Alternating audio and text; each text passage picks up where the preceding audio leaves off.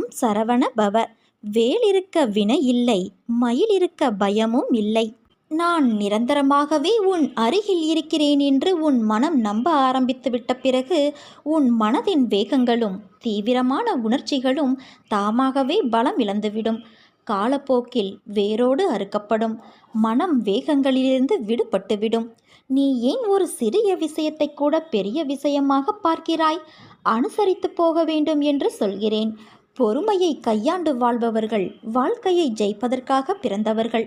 ஒருவர் உன்னை எந்த வகையில் அலட்சியப்படுத்தினாலும் அதை நீ உன் மனதிற்குள் எடுத்துக்கொள்ளாதே. புறக்கணிப்பு என்ற இடத்தில்தான் உனக்கான சரித்திரம் உருவாகிறது.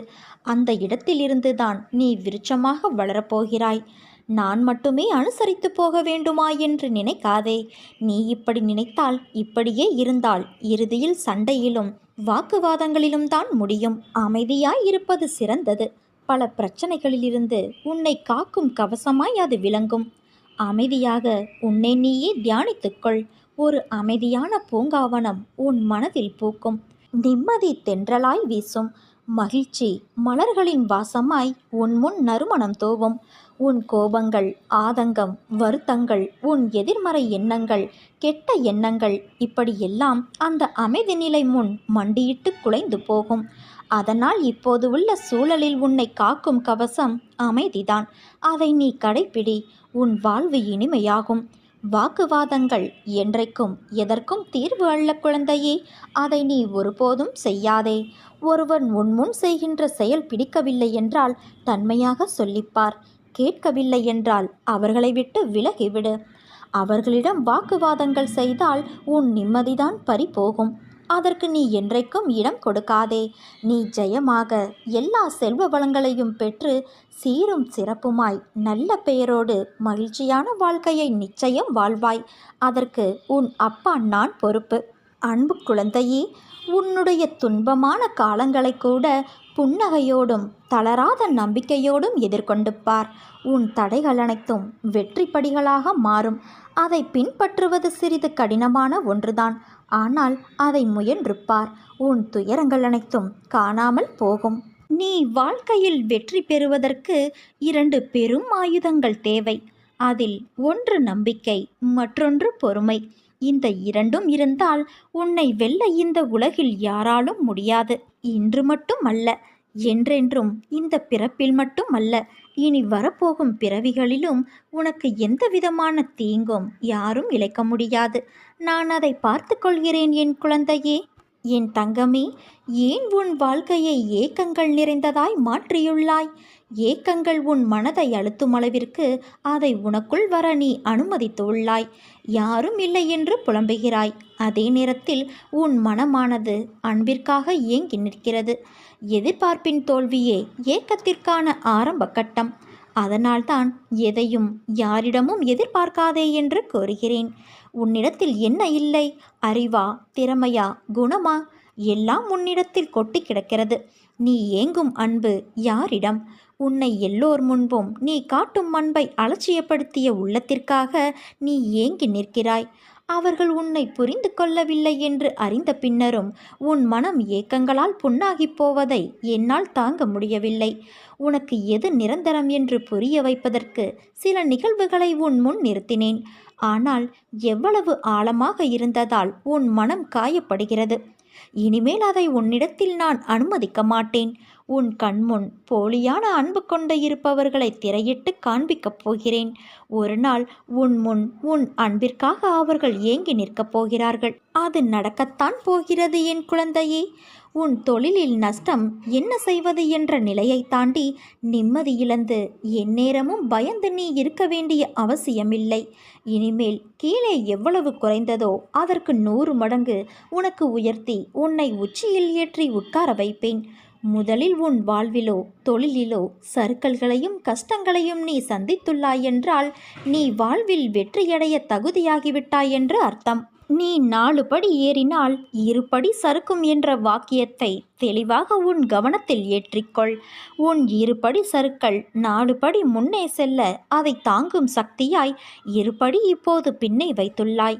அது தோல்வி இல்லை. வெற்றி பெற்றவருக்கு தன் உழைப்பின் அருமை புரியும். ஆனால் பல தோல்விகளை பார்த்து பிறகு வெற்றி பெற்றவர்களுக்குத்தான் உழைப்பின் வாழ்க்கையின் அர்த்தம் புரியும். நீ நிச்சயம் அர்த்தங்களின் சங்கமமாய் திகழப் போகின்றாய். வாழ்க்கையில் எல்லாம் சரியாகிவிடும். நீ எதற்கும் கலங்காதே. உன்னோடு உன் தந்தை நான் இருக்கிறேன்.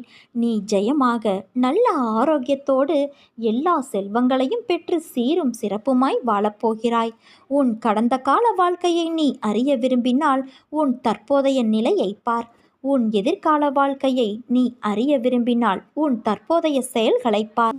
உன் மனதில் இருந்த அனைத்து எதிர்மறை எண்ணங்களும் மறைந்து போகும் நேரம் வந்துவிட்டது. வார்த்தைகளில் எப்படி எனக்கு நன்றி சொல்வது என்று உன் பரவசமான மனநிலையை உன் அன்பு என்னை ஆச்சரியப்படுத்துகிறது. நீ விரும்புகிற வாழ்க்கை உனக்கு கிடைக்கப் போகிறது. உன் விருப்பமெல்லாம் நிறைவேறப் போகிறது.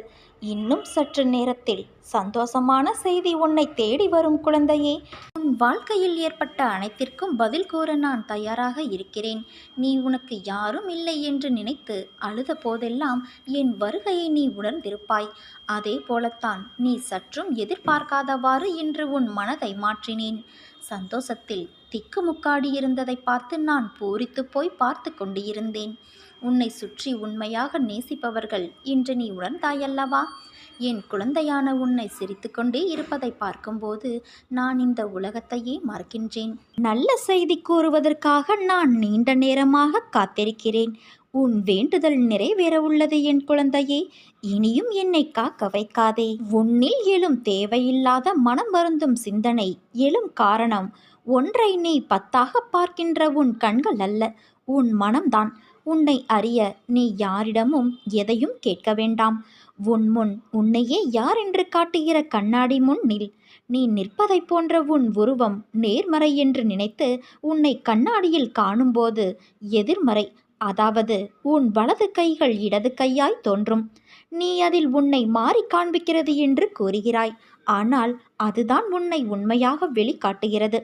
கைகள் திசை மாறி காண்பிக்கலாம், ஆனால் உன் ஆன்மாவை காட்டும் உண்மையான ஒரு பொருள் கண்ணாடிதான்.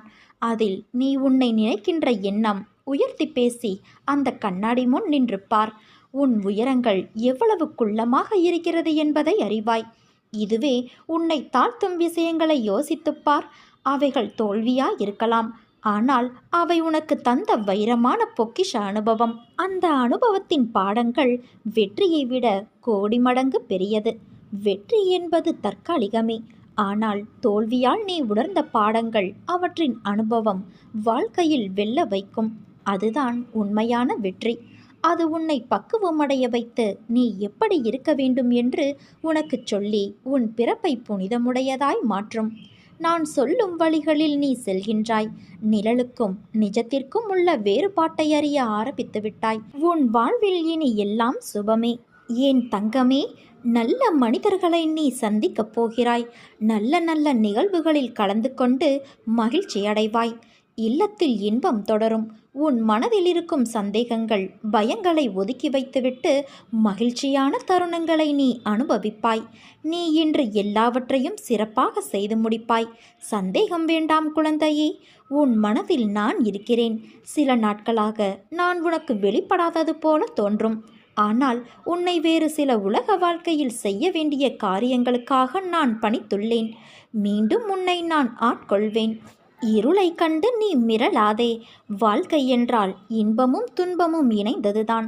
இன்பத்தை மட்டுமே அனுபவித்தவனும் இல்லை, துன்பத்தை மட்டுமே அனுபவித்தவனும் இல்லை. கடினமான காலங்களில் நீ எதிர்கொள்ளும் அனைத்து பிரச்சனைகளும் உனக்கான வாழ்க்கை பாடத்தை கற்றுக் கொடுக்கவே வருகிறது. அதை நீ உணர்ந்தாலே போதும், உன் மனம் சீராகும். நான் முன்பே உன்னிடம் கூறியிருந்தேன், பொறுமையாக இரு, உன் வேண்டுதல்கள் ஒவ்வொன்றாக நிறைவேறும் என்று. அப்படி ஒரு வேண்டுதல் இப்போது நிறைவேறப் போகிறது. எந்தவித சந்தேகமும் இல்லாமல் நீ நம்பிக்கை வைத்திருந்தால், நேர்மறை எண்ணத்தோடு இருந்தால் அது இப்பொழுது நிச்சயம் நிறைவேறும். நிறைவேறியவுடன் என்னிடம் நீ நன்றி சொல்ல வருவாய். உன் பொறுமைக்கான, நம்பிக்கைக்கான அந்த பரிசையும் பெறுவாய். ஒவ்வொரு கர்ம வினையையும் நீ தீர்க்கும் பொழுது உன்னை நான் என் வீட்டிற்கு அழைத்தேன். என் அழைப்பினாலேயே நீ அங்கு வந்தாய். ஒவ்வொரு வினையையும் தீர்ப்பதாலேயே நீ தரிசனம் பெற்றாய். அடுத்து உன் வாழ்வில் சில வினைகளை நீ தீர்த்தவுடன் மீண்டும் என்னை வந்து தரிசிக்கும் வாய்ப்பை பெறுவாய். நம்பிக்கையோடு இரு. உன்னை உன் தந்தையான நான் தான் வழிநடத்துகிறேன். அமைதியாக இருப்பவர்களுக்கு கோபம் வராது என்று நினைத்து விடாதே. அவர்கள் மனதை கட்டுப்படுத்த தெரிந்தவர்கள். எதற்கும் உணர்ச்சி வசப்படாமல் ஒவ்வொரு விஷயத்தையும் நிதானமாக செயல்படுத்து. உன் வாழ்க்கையில் நிச்சயம் நீ உயர்வாய். உன் காத்திருப்புக்கு கைமேல் பலனாய் நீ எதிர்பார்த்த ஒன்று நடக்கப் போகிறது. இந்த வாக்கினை கேட்கும் போதிருந்தே உனக்குள் ஒரு உற்சாகம் தொற்றிக்கொண்டால் அது நிச்சயம் உனக்கு நடக்கப் போகிறது என்னும் அறிகுறியே. தினமும் வாழ்க்கையில் புயல் வீசுமா என்ன? சில நாட்களில் உனக்கு தென்றலும் வீசும். இப்போது உன் வாழ்வில் தென்றல் வருடிச் செல்வதைப் போல நீ நினைத்தது நடந்து உன்னை மகிழ்ச்சி கொள்ள வைக்கும். உன் கவனத்திற்கு ஒரு சக்தி உண்டு. அதை நீ பயன்படுத்தும் விதத்தில் உன் வாழ்வே மேம்படும் என்பது நிச்சயம். உன் கவனத்திற்கு சக்தி கொடுத்து அதன் வழியே வெளிப்படும் ஆற்றல் வழியே உனக்கு அனைத்தும் அருள்கின்றது இறை. எந்த கவனத்தை எந்த உணர்வோடு கூடி எதன் மீது செலுத்துகின்றோமோ அது அந்த தன்மையை பெறும். நட்டக்கல்லும் பேசுமோ என்று சொல்லலாம். ஆனால் நாதனின் வழியே அது பேசும் என்ற உணர்வோடு உன் கவனம் செல்லுமானால் கல்லும் நீ உணரும்படி பேசும். யாரையோ எதிரி, துரோகி, நட்பு போன்ற உணர்வோடு உன் கவனம் அதில் செல்லும்போது அதனிடம் அப்படி ஒரு தன்மையே இல்லாவிட்டாலும் அது அந்த தன்மையோடு உன்னால் பலம் பெறும். ஆகாது என்று ஊரும் உலகமும் சொல்வதில் கூட ஆகும் என்ற உணர்வோடு உன் கவனம் செல்லுமாயின் அது எதற்கு ஆகுதோ இல்லையோ உனக்கு அது ஏதோ ஆகும் தன்மையை சர்வ நிச்சயமாக வெளிப்படுத்தும். சில பல நிகழ்வின் வழியே இது எல்லாம் ஆகாது என்ற உணர்வோடு நீ அதில் கவனம் செலுத்தினால் அது உனக்கு ஆகாது போகக்கூட நீதான் அதற்கு வழிவகுத்து கொடுத்து வழி வாங்கிக் கொள்வதும் நீதான். இதையெல்லாம் கடந்து உன்னுள் உன் கவனத்தை நலம் பெறுவேன், வளமடைவேன், முன்னேற்றமடைவேன் என்றும் தீர்க்கத்தோடு நீ உன் கவனத்தை அவ்வுணர்வோடு செலுத்தும்போது அதுவும் சர்வ நிச்சயமாக மாற்றத்தை விளைவிப்பதை அனுபவிக்கலாம்.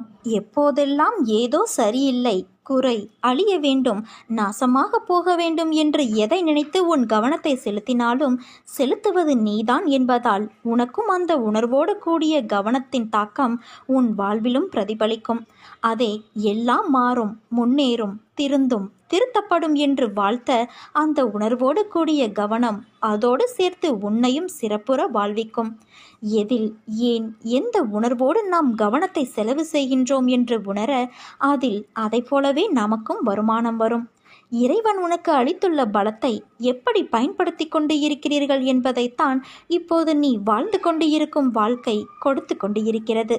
இதில் இறைவன் மீது தவறு, விதி, வினை, நேரம், காலம், யோகம், வரம் என்பதையெல்லாம் கடந்து உனக்கு அருளிய பொருளை செலவு செய்து என்ன வாங்கி அது என்ன கொடுக்கிறது என்பதே உன் வாழ்க்கையாக இருக்கிறது. இங்கே யார் திருந்த வந்திருக்கிறார்களோ இல்லையோ, நீ உன்னை திருத்திக் கொள்வதற்காகத்தான் வந்திருக்கின்றாய். அதற்கான வேலையை நீ தொடங்கு. பூஜை, புனஸ்காரங்கள், சடங்கு சம்பிரதாயங்கள் இவையாவும் நம் மனதை தூய்மைப்படுத்துவதற்கான வழிமுறைகள் மட்டுமே.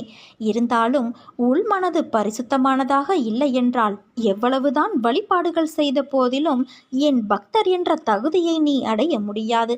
இதை மட்டும் நினைவில் வைத்துக்கொள். நீ நம்பிக்கையோடு இரு, நல்லதே நடக்கும். என் பார்வைப்பட்ட இந்த நொடி முதலே நீ ஆசைப்படும் வாழ்க்கை உனக்கு ஆரம்பமாகும் நேரம் கூடிவிட்டது.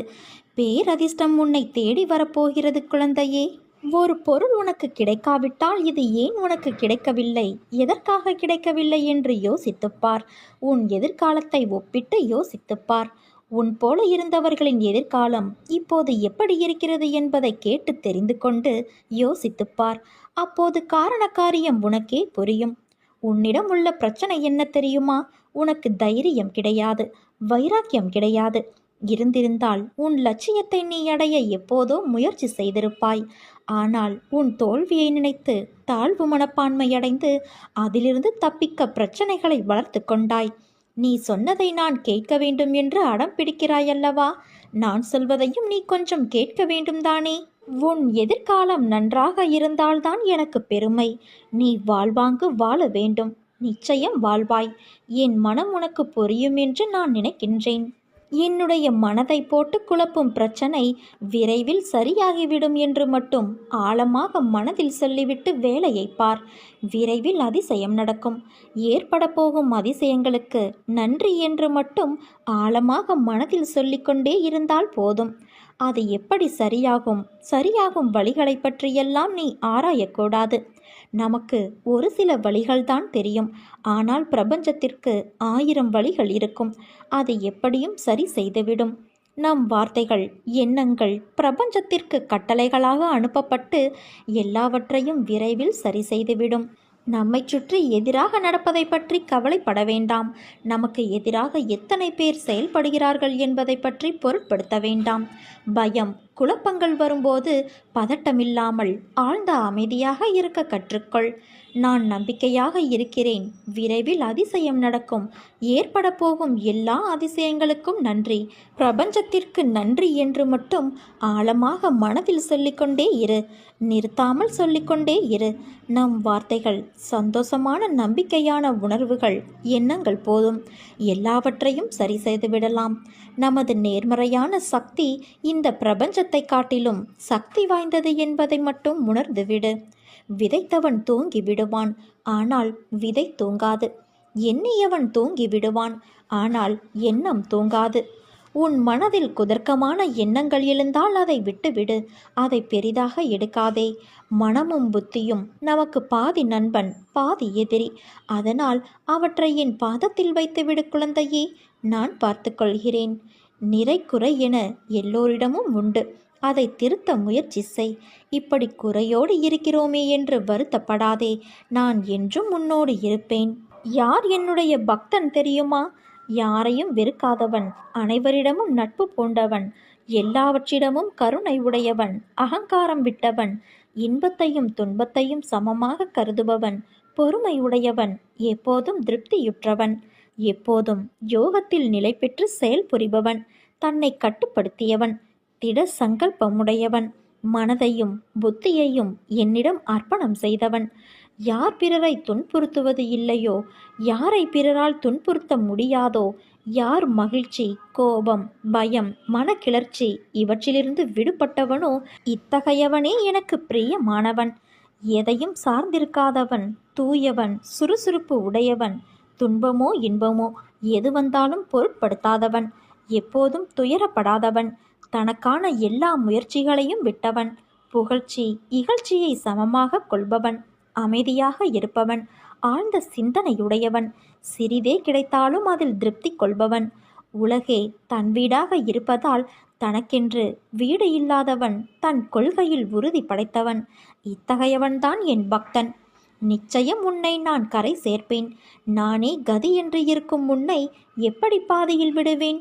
இன்னும் சிறிது காலத்தில் நீ எதிர்பார்த்தது உன் கையில் வந்து சேரும். நீ கவலைப்படாதே. நான் உன் முன்னேதான் அமர்ந்து கொண்டே இருக்கிறேன். உன் கோரிக்கைகளை கேட்டுக்கொண்டே இருக்கின்றேன். ஆனால் நீயோ, அப்பா எனக்கு நிம்மதி இல்லை, சரியாக சாப்பிட முடியவில்லை, கழுத்தை நெரிக்கும் கடன்கள் எனக்கு நிறைய இருக்கிறது, எனக்கு நிறைய பணம் வேண்டும், நீங்கள்தான் கிடைக்க வழி செய்ய வேண்டும், சொல்லுங்கள் என்று கூறுகிறாய். இதுதானே உன் கோரிக்கை? உனக்கு செய்யாமல் வேறு யாருக்கு நான் செய்ய போகிறேன்? ஆனால் வருவதற்கு முன்பு உனக்குள் இருக்கும் அகங்காரங்கள், அகந்தைகள், மமதைகள், ஆசைகள் இவை அனைத்தையும் தீ வைத்து எரித்து விட்டு வா. அஞ்ஞானத்தால் கட்டப்பட்டு தவித்து கொண்டு இருக்கிறாய். அதற்காக என்னை பரீட்சித்து பார்க்கிறாயா? நான் பாரபட்சமின்றி செய்பவன். யாருக்கும் பேதம் பிரித்து பார்க்க மாட்டேன். அனைவரும் என் பிள்ளைகள். உன் கர்ம பலன்கள் இப்படி உன்னை பேச வைக்கிறது. அது உன் தவறு இல்லை. ஆசைகளை தவிர்த்து விடு. உன்னை தேடி அனைத்தும் வந்து நிற்கும். நம்பிக்கை வேண்டும். தைரியமாக எப்படி வாங்க முற்படுகிறாயோ அதை அடைப்பதற்கும் நான் வழி செய்வேன்.